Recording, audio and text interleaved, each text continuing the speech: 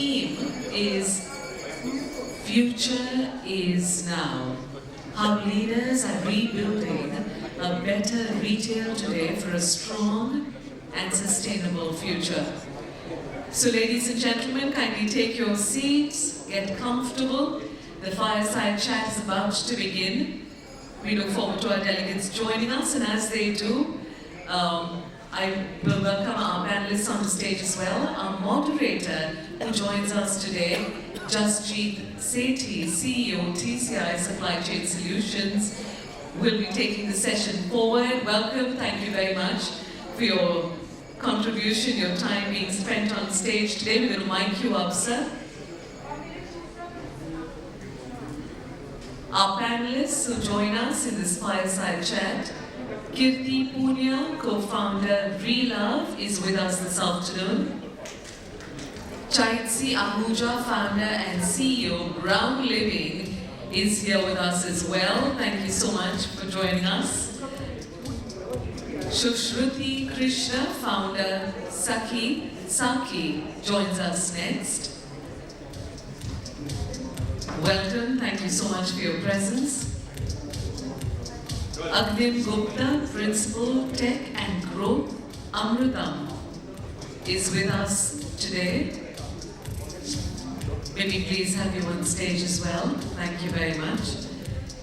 Pradeep, Krishnakumar, co-founder, Zouk, is with us next. And Sanjay, Vakharia, co-founder and CEO, Spykar Lifestyles Private Limited, joins us. So all our panelists, our CEO, our moderator gets mic'd up, and we look forward to starting the session. We look forward to our delegates joining us in the main ballroom. Alright, so this is the first of two fireside chats that we're going to have. Ladies and gentlemen, this is definitely a tall call, but if you can all put your hands together, make a lot of noise. Everybody, put your hands together. That's quite an applause. You know, so we've got some really excited audience members, and our delegates are going to walk in just a bit, but due to a paucity of time, over the next 40 minutes, please, we invite you to take us through this fireside chat, sir. Let's wait for people to join in. There are too many people outside, like inside. I think it was 5 minutes more. Sure. See, actually, consumer to come. Good evening, ladies and gentlemen. We'll begin a session as other colleagues just joining from the tea break. So our session is a fireside chat about how leaders are rebuilding the better retail today for a strong and sustainable future. I have a great panel with me, and I won't stand between you and them, and just start off right away. We have people from fashion, we have people from wellness, and also who are enabling all this by a very strong digital platform and a tool. So without further ado, I would request each one of my fellow panelists to give a small intro and what the company does and what their vision is. Why don't we start with you, Sushruthi? Hi, everybody.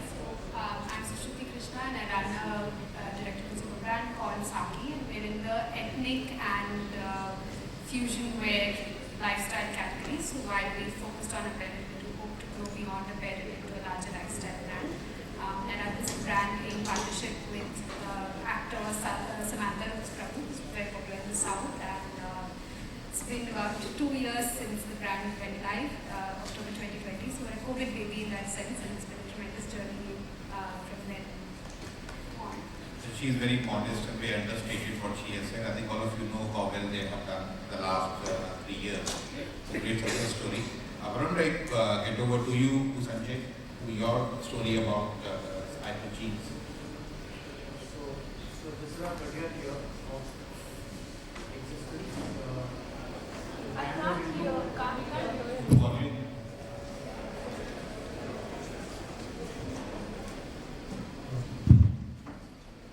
Hello. Yeah, so I represent Spykar, and Spykar, as we all know, is a jeanswear-led business. This is our 30th year. and we aspire to serve our younger consumers through offline and online both. We're trying our best to kind of get these two channels not to compete with each other, but to complement each other. So yeah, I'm looking forward to a great session out here. That's a tough one. Only channel for the don't compete. I think that is something I'll come back to you later. Why don't I move to you,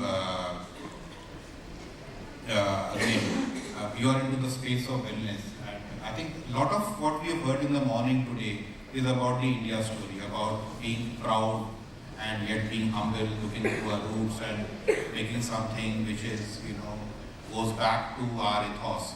So no one better than Agnim to tell us about what they are planning for Ayurveda. Hi, so my name is Jasjit. I run a brand called Amrutam. So Amrutam essentially is a family business turned into now what you call a D2C startup. When we started out back in 2017, so we were starting out because our father had been into this business for almost a decade, and the offline industry wasn't working so well. So we could see the clear pain point there, and we said because we understand internet and the power of community, both me and my sister, which is also the co-founder, but we don't call ourselves co-founders for some reason, because I think the original founders are our parents. So yeah, I think that's where the humble part comes from. But so the idea basically is when we started out, we didn't have enough knowledge of the product, and we didn't understand Ayurveda so much, being very honest, but we understood internet, we understood social media, we understood content and community, and from 2017 to now, we have grown in a very sort of conservative way, being bootstrapped, profitable in some years not. But yeah, I think that's been our journey, and glad to be on this panel and looking forward. Okay, thank you. Just pop over to you, Pradeep. You are into handbags, wallets, and footwear, and yet you are sustainable. So something about your brand and how are you different from the industry? Sure. Yeah. So thanks, Jasjit. I think quickly introducing myself. My name is Pradeep Krishnakumar, co-founder of a brand called Zouk. We operate in the bags, wallets, and footwear space. All our products are approved vegan, so we are a cruelty-free brand. Right? In fact, we won the best vegan wallets brand award also from PETA Fashion. We're also a proudly Indian brand, not just because we make the products in India, but also very India-inspired in our designs. So you'll typically see me carrying the bag on stage. I saw a customer of ours as well. Thank you so much. I'm also your customer. Awesome. Thank you. Right. I think we operate in a space which has been dominated by Western design products, and we came up with sort of an India-inspired design concept there. In fact, when last time Prime Minister Modi went to the US, some of our bags went as gifts as well. You represent the modern Indian predominantly online. So, Sanjay saying offline kaise karte hain, all of those, I think lots to learn for us as we sort of scale up from here. And glad to be part of it. Thank you. Thank you, Pradeep. And I think, fashion, a lot of times we talk about fashion not being very sustainable. Both the way it is made in terms of the process of manufacturing, the amount of water it uses, and also short shelf life. Normally fashion is very quick. You may not, maybe men wear the same trousers and shirt for donkey's years. Women don't do that. And I think there are also a lot of women on the stage as well. So which kind of balances that as well today. But going to Kirti, because she is one who has a very unique solution of a digital, I won't say a platform, but a tool which enables all those brands who are not so sustainable in their own to become a bit more sustainable. I think that is something kind of out of the box, and we will take it forward. Thank you. Hi everyone. My name is Kirti, Poonia. I run a tech company that helps fashion brands become more sustainable. We do this by helping them deploy a circular economy. you know, sustainability has always had a very bad reputation of being a burden or a cost center on a company. And so we've tried to build a capitalistic solution to the circular economy problem and moved it from being a burden to a growth channel for online brands. So we do this in two ways. One is a little resell button where you did add to cart, so people can go back to the website where they bought the product from, and they can click on resell and sell it to another person. Brands can pay them in cash or store credit so that the customer keeps coming back to that same brand and buys more from them and extends the life of that garment or a bag or a product. Thank you. And we also help brands build digital factory outlets. You know, we're so used to going to Maipalpur in Delhi and buying from that Benetton factory outlet. These are digital factory outlets that brands can build themselves to sell that little shirt with a little pen mark or a little hole, variations of that size, and also old or dead stock or last year inventories through their own website, and hence minimizing their waste. Thank you. So we 1 year old. In the last 1 year, we've been able to convert some very large brands to go circular.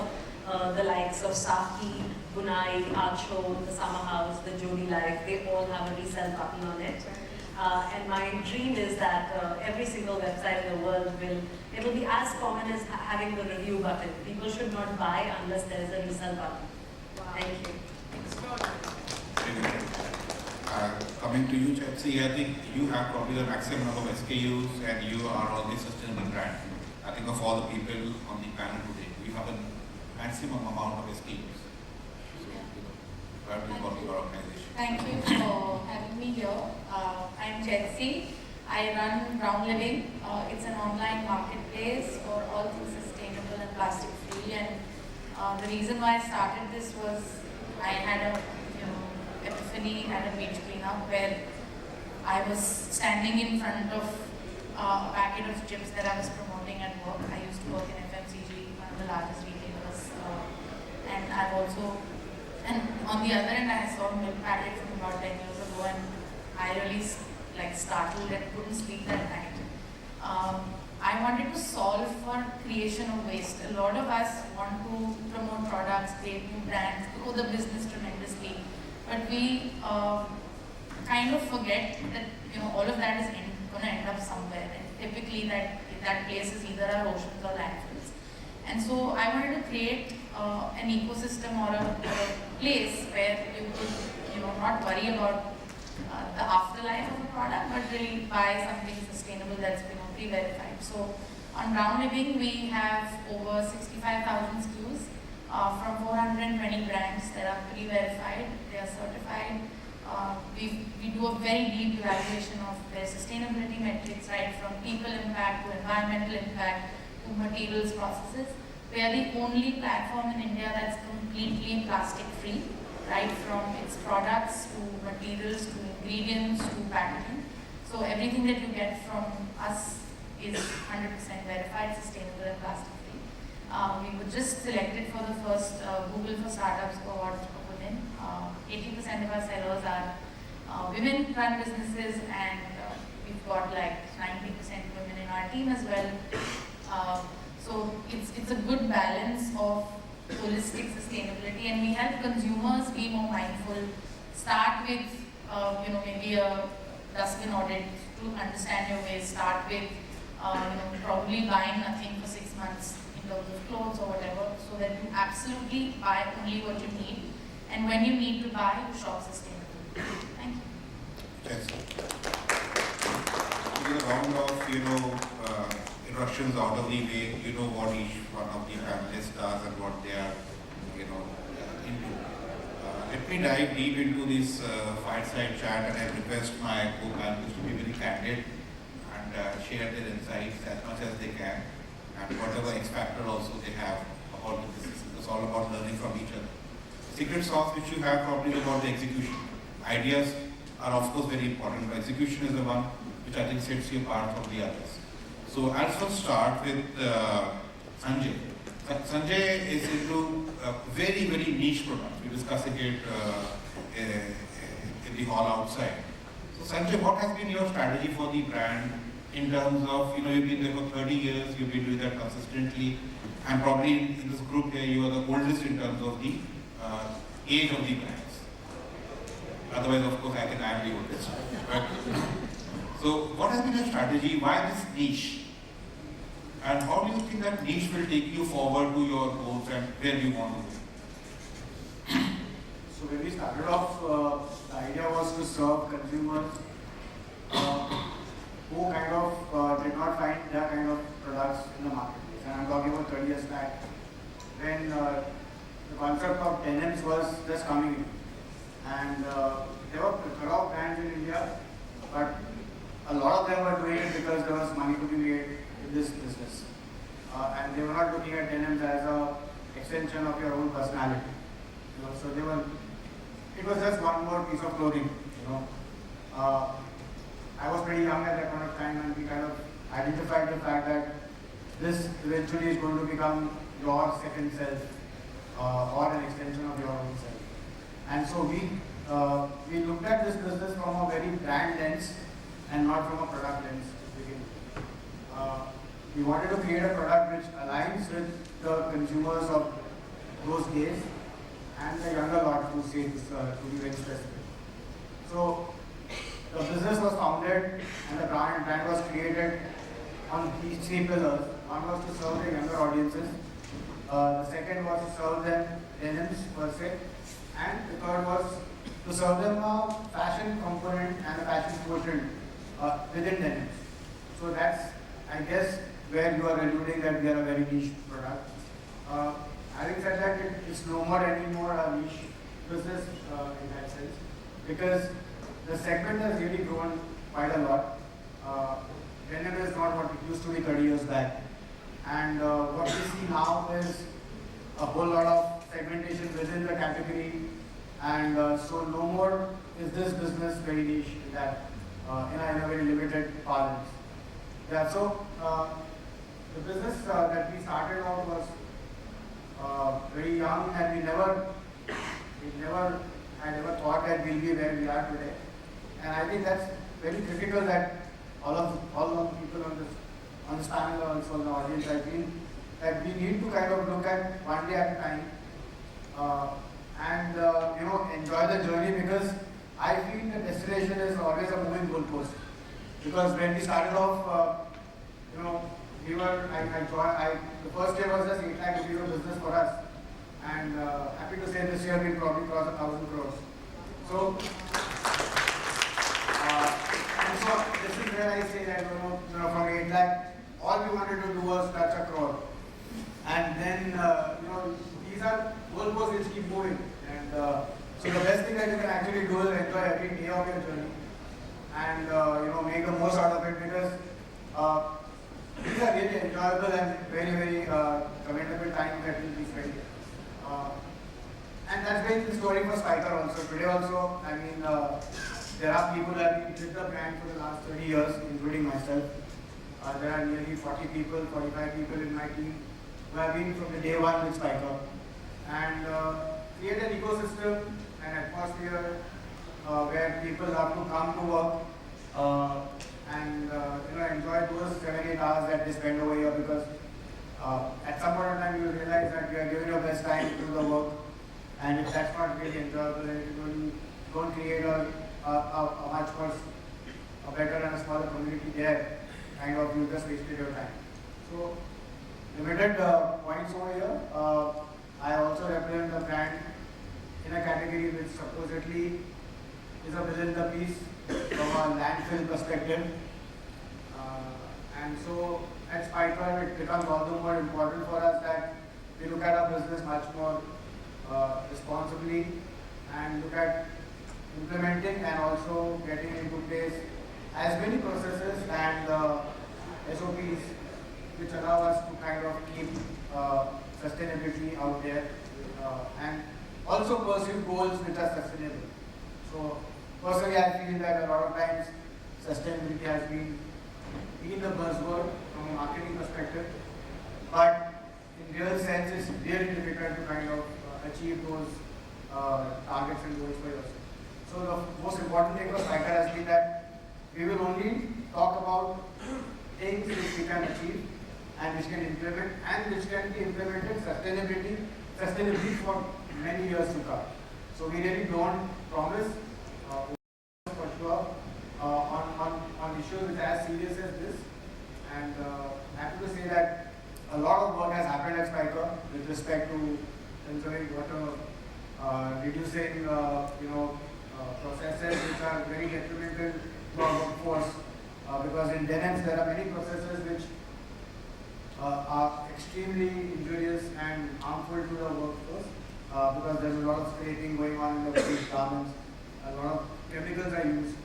So a lot of efforts have gone, and very happy to state over here that industry at large, especially the denim industry, has looked at this entire piece in its entirety, right from machinery makers, fabric makers, chemical makers. Everybody has risen up, and a lot of good work is happening, at least on this front. Great crux of the entire journey. Thank you so much. Yes, you mentioned when we were outside that you don't make any comfort jeans. You've been very focused on having jeans for style and fashion. So the brand has been there. Let me go to Sushruthi and get your comments on this. You are into ethnic and fusion, and you have plans to get into yoga wear as well as home wear. So what is your thought process behind expanding your portfolio? So I think very early on in the brand's journey, what we understood is that today the consumer is a lot more evolved and a lot more aware, not just in India but globally, right? And I think, as we grow and as the newer audience comes in, that aspiration of the West slowly has started to die down, and there is a lot of pride in being Indian, right? So you can see me in a sari and I'm not afraid to wear this here, right? So I think that kind of a mindset exists with our customer, right? So one of the core values that we are trying to build at Saaki is to be proudly Indian for the world, right? So I should be able to walk into a boardroom or a branch or anywhere across the world and feel comfortable about my Indian root and my heritage, right? And that is where I think both from a distribution standpoint and a choice of category standpoint, we have made certain decisions. Distribution wise, we ship globally to 15 plus countries, and that base is building with time. And from a category standpoint, of course, Indian wear becomes the heart of that because that is a physical representation of the culture. But also I think yoga wear particularly, we wanted to start very soon because the kind of activewear brands that exist in India today and globally are very, very Western inspired, right? So the kind of fabrics, the kind of choices on everything is very Western, right? But India has a very deep, context with yoga, and we feel that apparel suited to that is something that has not been explored and hasn't been done well, right? So that's where yoga comes in from. And I think even from, thank you. And even from home as a space, I think the way we decorate homes in India is, it's not muted, it's not simple and basic, right? We're maximalist in that sense. We want the colors, we want the vibrance, we want that liveliness that we have, with our festivals and things like that to also reflect in our homes, right? So I think that is where the way an Indian home looks could be very different to how global homes look, right? So we want to be able to really become that melting pot of culture, because today I think anywhere you meet, as an Indian you're a lot more respected, recognized, and you're seen, right? And I think that needs to start reflecting in many different parts of your life, fashion, fitness, home, whatever it may be, right? So taking India to the world is what we hope to do at Saaki. Very powerful message out here. I think the brand is strong and becoming stronger and getting deeper into what we would say is the overall spend or the burden of the customer, similar to what Spykar has been in terms of focus. And I think similar, Zouk also is probably looking at the brand becoming very strong, and end of the day it is just not a commodity, it is a single brand people identify with for some values, as you mentioned. Don't take it off from there in terms of, you mentioned a bit about it earlier. I think it's been a journey for us, right? I mean, in our minds, at least when we started off, we said, this is what we want to build, which is like a proudly Indian, vegan bag space. That's how we started. And at that point, while it was clear to us, it was our products which conveyed that a lot more than the brand. So the products did a better job than Instagram, for example, in conveying this message. Right? But over a period of time, we've also said that has to be the brand because that's what has expanded in our products as well. But more than that, even on the brand side, we do a lot more and are a lot more vocal about all of these aspects. Because at the end of the day, I think, as I like to say, mission such as this is good business, no doubt. But beyond that, there are other things. Like, it's not just the founders. Founders are always motivated, right? At the end of the day, our business, right? I always say, right from every sale and a happy customer to the electricity bill in the office, at the end of the day is on you, right? So our motivation is always super high, right? But every employee, every member of the Zouk family also needs to feel about it. Otherwise, they're going to, I'm just packing orders, I'm just posting another thing on social media. So the mission-driven one is beyond just business or creating a niche or creating a space for ourselves. It's beyond all of that. And that's always been how we've operated. And that's helped us. And I think 8 lakhs in first year is amazing because we never did that, right? For us, it was always, we didn't come from a business background. We never knew manufacturing. Instagram was new, right? I mean, everything was new, right? It's just that kuch karna hai. That's the only thing that we did, right? So the first goal really was to sell 1 bag a day, consistently for 15 days. Once that happens, then it'll become 2 bags a day, right? That's literally how we sort of built that from there to it. So when your entire day you need to sell this 1 bag, then you start thinking of the other things and the mission starts getting built. So that's really the secret sauce for us, which is surprise, no longer a secret, right? Because everybody has been built. Like every one of us here has had a similar journey of doing all of that. And by the way, you get people who believe in this mission, who work super hard, better than us in what they do, etc. All of that has really helped us sort of grow. But we're still very small, and there's a long, long way to go. We still operate only in India online as a channel in a very few set of categories. And then we have to go, like, say jeans is niche, मेरे को शर्म आ रही थी, right? Out of 7, 4 people are wearing jeans over here, right? I'm not even taking that area, right? Whereas in this room we have only 2 customers. So for me it's like so much more to be done, right? So yeah, I mean those are sort of the snippets of how at least we think of. Sanjay would be counting the jeans here, but you also counting jeans as well. When you said niche market, I'm like, jeans niche as well. So we have 3 stories of very powerful brands, people who are working on the brand as a message. How is it for you, Agnim? Because you are part of a larger story of Ayurveda, which is all over, it's very generic. So how does Amrutam actually stand out? Because there's a lot of noise about Ayurveda. How do you carve your own niche in that? So, one of the few things that we did not start, like as I said, like we did not start D2C keeping Ayurveda in mind. Ayurveda was a family business, and we went out there to sort of, now how all the stories out there say, to save the sort of family business, right? So Ayurveda happened to us in a way where, Ayurveda was our lifestyle. Our father has been in this industry for almost 3 decades now, like you know, sir. So, in terms of product, we didn't have to struggle a lot. In terms of taking things online, is where things, where we started. But, talking about the products, our father worked in this industry because my story is very different because I have to sort of, have to go through the journey of my father because the whole, the invention of products or, how he came into this is the main story. And because he had worked in the industry for almost 2 decades before this, Ayurveda, he was a distributor for multiple other, Ayurveda companies. He found out this niche where, Chabanprash, I'll go into a bit of technicalities so that, you learn more about Ayurveda. And I'm able to sort of teach, whatever I have learned in these years. So, Chabanprash is one kind of ablay, you know. So whatever, Dabur or, Patanjali or Himalaya or, all the big Ayurveda companies selling the Chyawanprash, they are working on the classic medicinal product which has been, there in our Ayurveda books for years.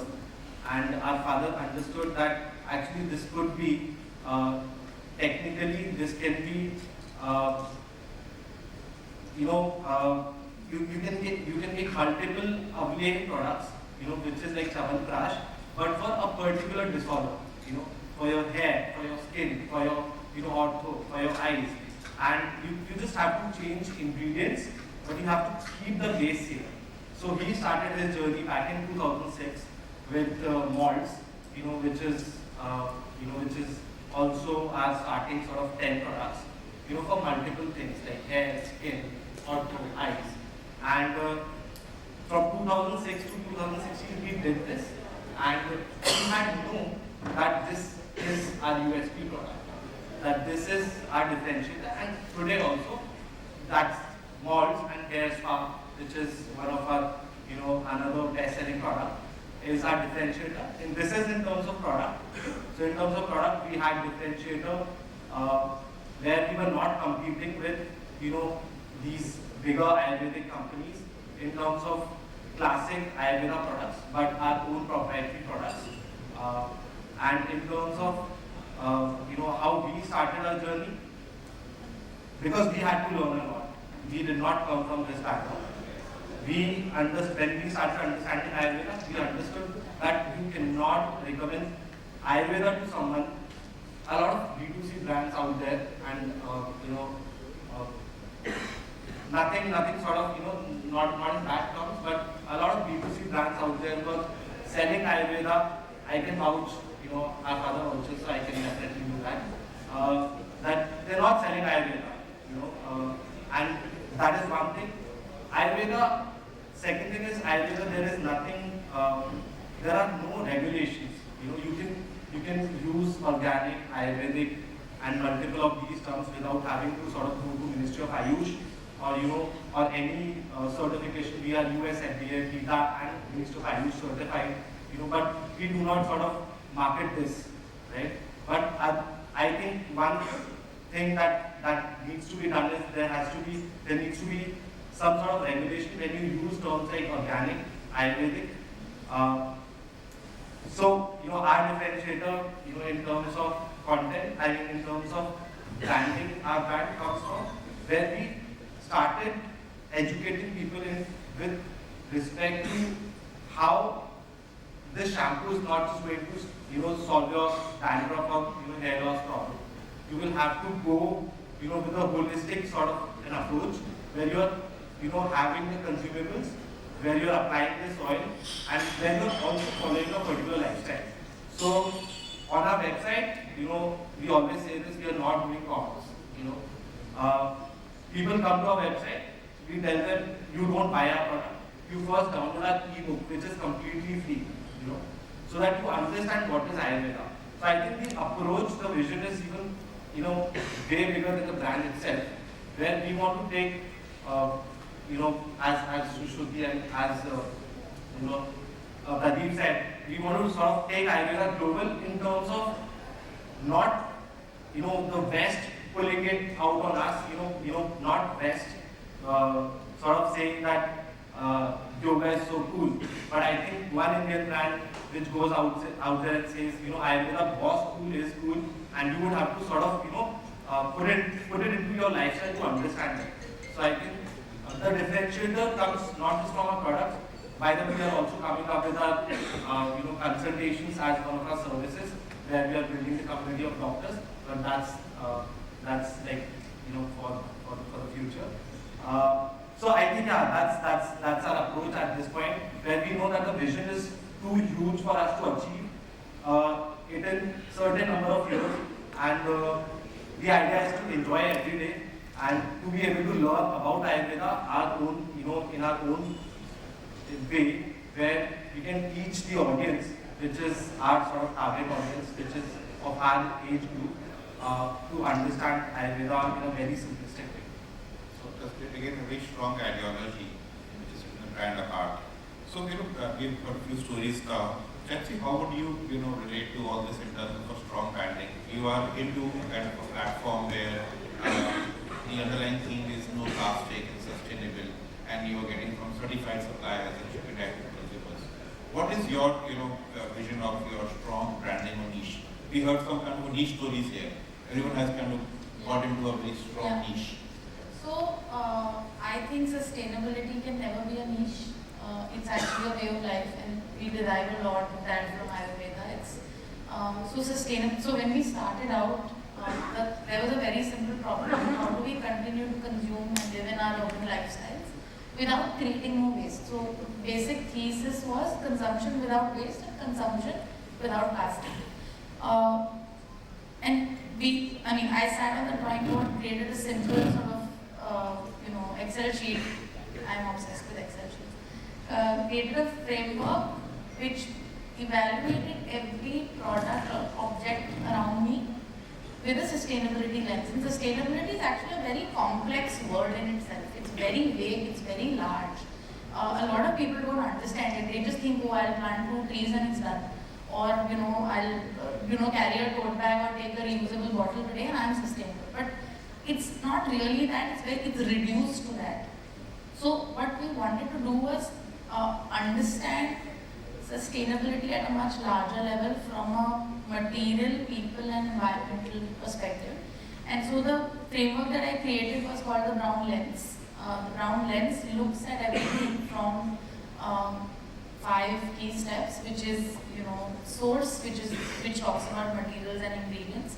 Then there's method on who are the people behind it, what kind of processes are in the system, are those processes waste free or wasteful. The third was packaging, of course, because 60% of landfill waste today actually is a lot of packaging because nobody uses it, right? And so we said, how do we remove that entirely from the consumption cycle? The fourth parameter was life and beyond. Most companies will stop with 1, 2, 3 done and will not look at, okay, once the consumer's done, where does it go? And that's essentially how we become circular in that sense. Either we don't take more resources from the ecosystem or send less back into landfill commercials.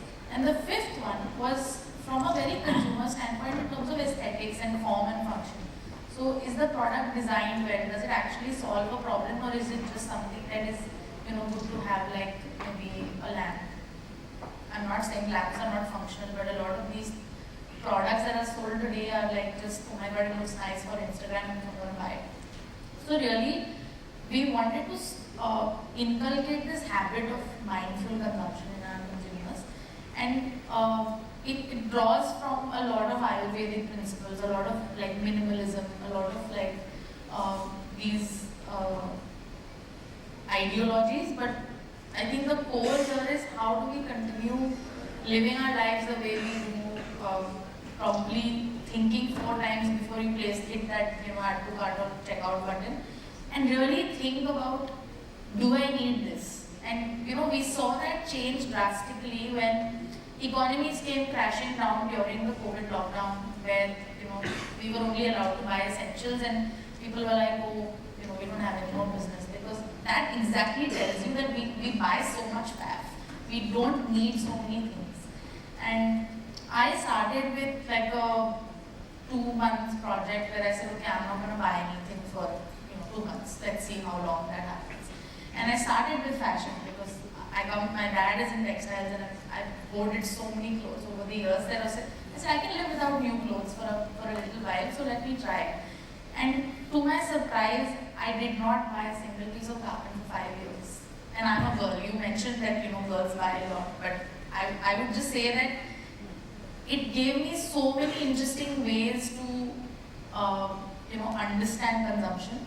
And like Kirti works on resale, and it's a very interesting project, especially for people, maybe new mothers. She's a new mother, so like a lot of. Yeah, we forgot to mention that she's a new mother. So when we walk, she's back at work. Wow, crazy. So when we walk into a new phase of life, we tend to buy things that we may not have from before. But at that point, I think we really need you to look at, do I need this? Can I, instead of buying new, can I maybe buy something that is pre-owned or pre-loved?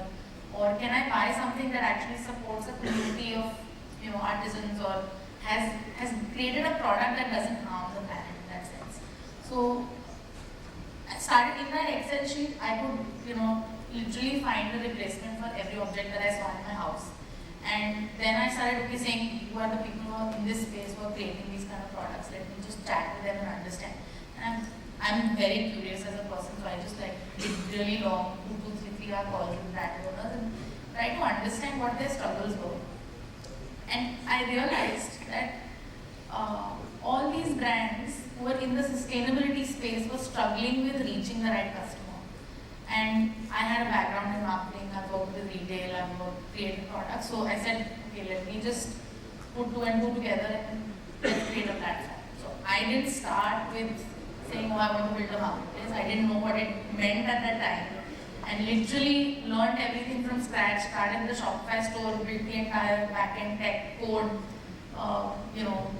created the framework, did an entire evaluation process. And in the process of onboarding these brands, I realized that a lot of them not just struggle with reaching customers, but also with a lot of materials or a lot of suppliers that they can trust, who can give them consistent certified materials.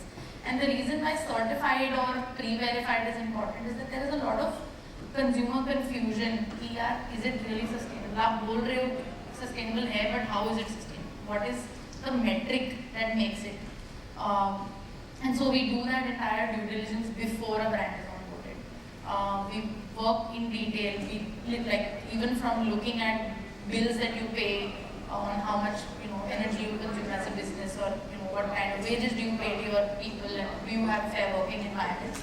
We look at all of that and bring all of them together. So I think the idea is not to make sustainability as a niche, but how do we take it to the world? How do we make it a way of life for everyone? And for that, I think the first thing we need to do is stop consuming for a week and see what happens. Will it drastically change your life? It will actually help your wallet, but what else does it do to you? So I highly recommend you guys practice that.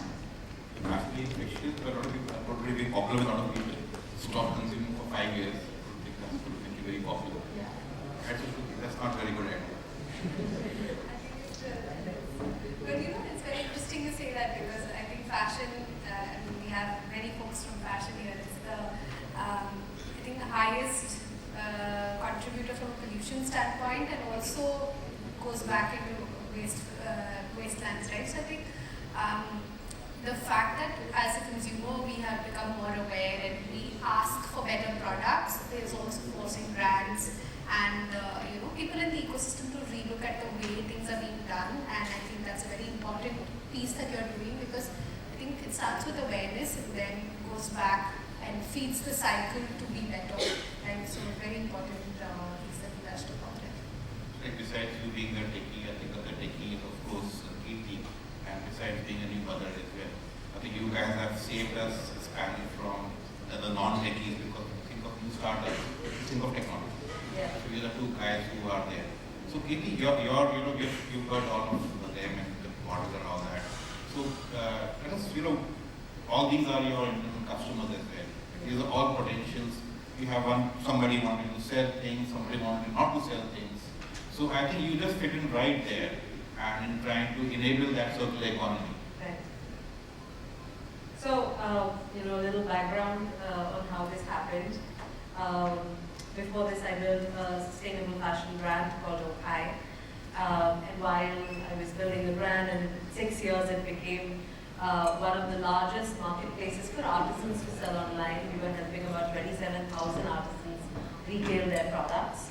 And I realized that I had customers who had 100 dresses from me.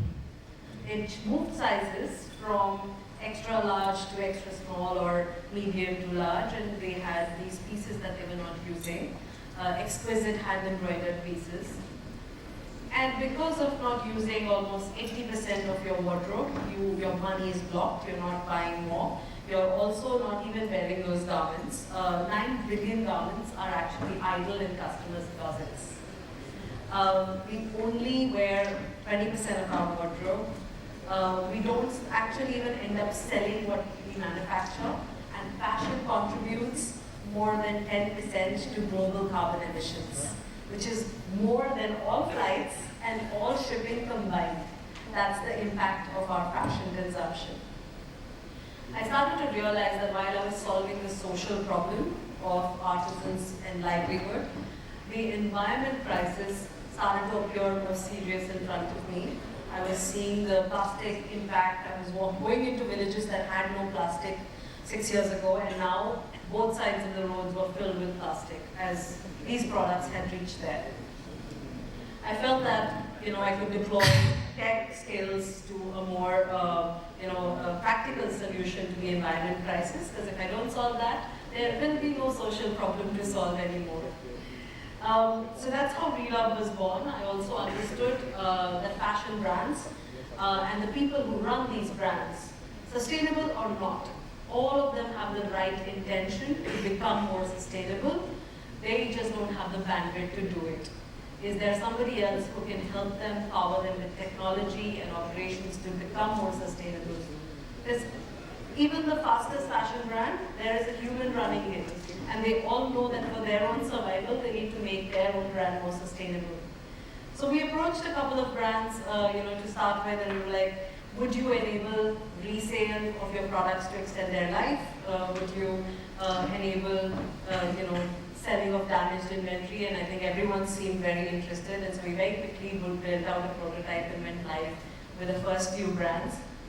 And we started to see that their customers were now making money and coming back to the brand. There were other people finding this beautiful pre-loved piece from someone who was not wearing it, and that was eliminating the production of a new garment, and the brand was still making sales, right? Because you can't be like, hey, don't stop producing, right? Because there will be no D2C conference then.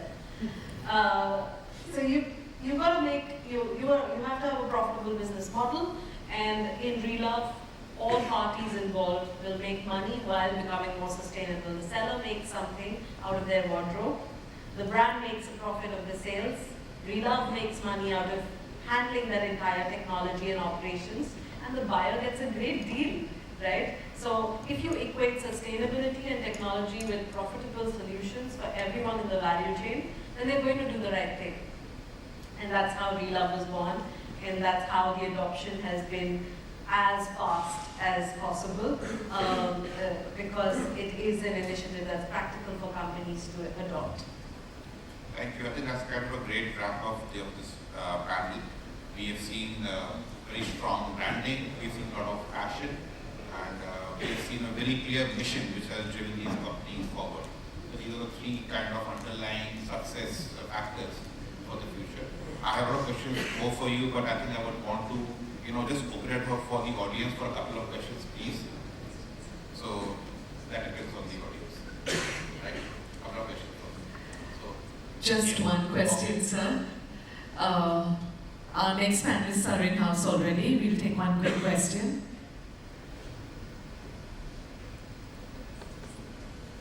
I love this discussion very much. I think it was one of the best.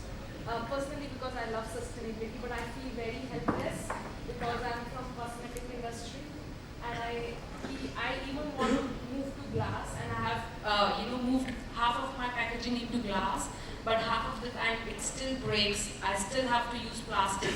Do you have any recommendation for cosmetic industry? Because we do also contribute a lot to landfills, and yes, glass is expensive and it's very difficult. I have introduced refill pouches. I think my brand is one of the more advanced in that I'm selling 500 ml shampoo also, and 1 liter shampoo also as a refill pack.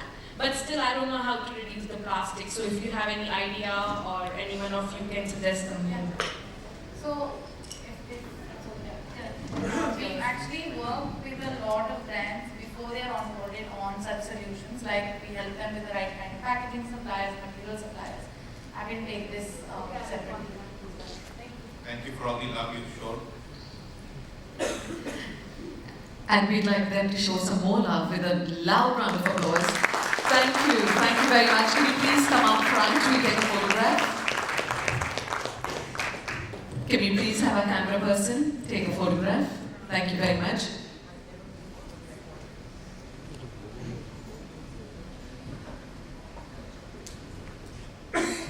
Thank you so much, ladies.